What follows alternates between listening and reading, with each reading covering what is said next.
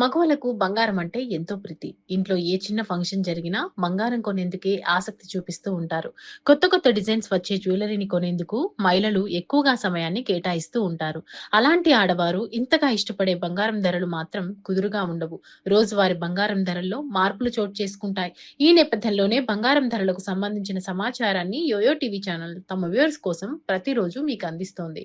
November నెల మొదటి నుంచి క్రమంగా తగ్గుతూ రికార్డు స్థాయిలో నేల చూపులు చూసిన బంగారం ధరలు మళ్లీ పెరుగుతున్నాయి.